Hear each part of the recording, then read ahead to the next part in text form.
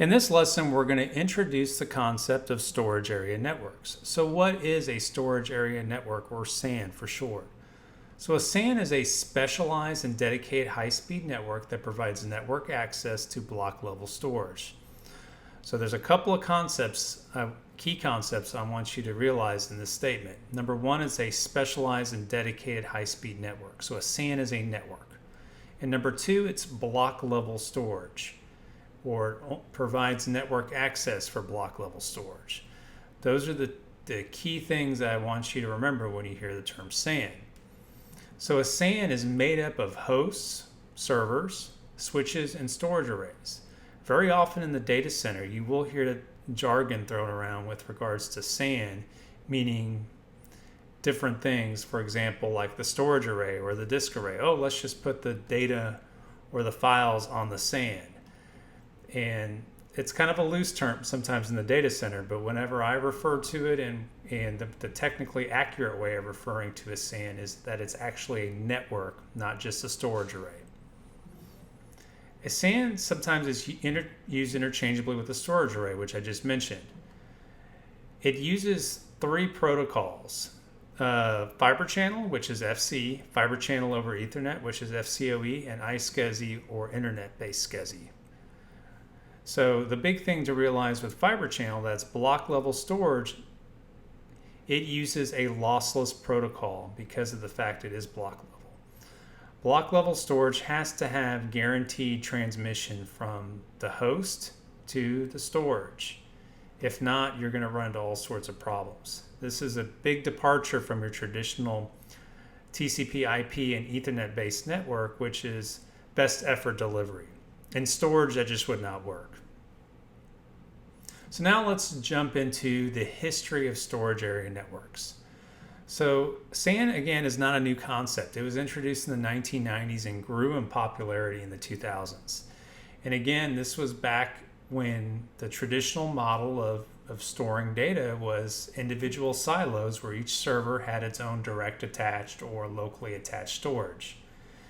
And SAN was a way to deal with some of the growth we were seeing in data at that time. And we need a more centralized approach to address ease of management, and also just to be able to have a environment that would be able to scale to deal with the amount of data we were seeing in data growth.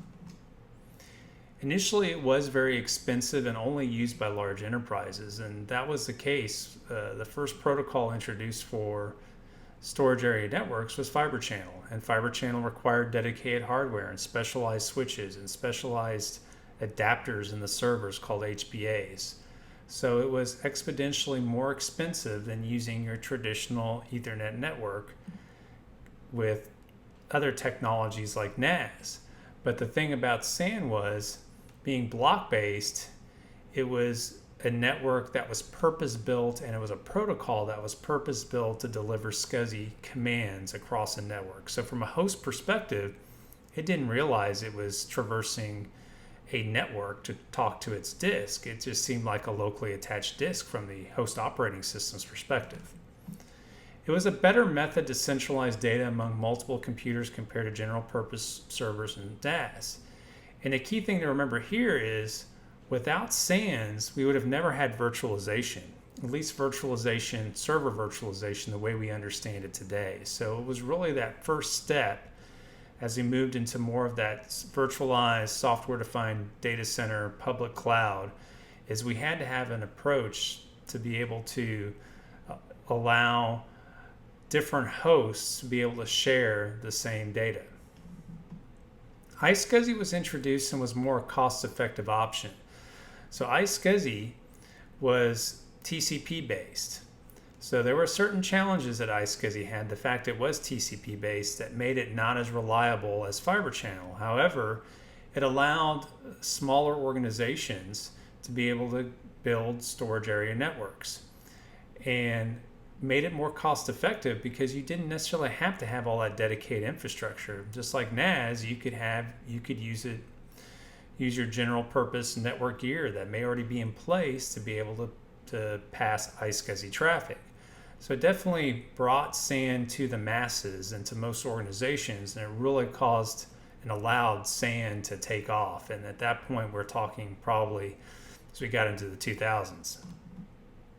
FCOE was introduced later, closer to the late 2000s, and really FCOE brought Fiber Channel over Ethernet. So Fiber Channel over Ethernet is different from iSCSI for a couple of reasons. iSCSI is TCP based, Fiber Channel over Ethernet is not. It's Ethernet based, so there's no TCP or IP.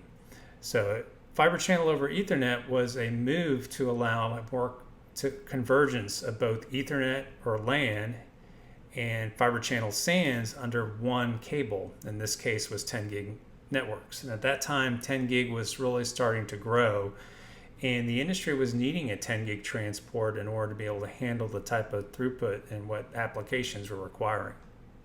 So that pretty much gives you an idea of what a SAN is and gives you some background on the SAN. See you on the next lesson.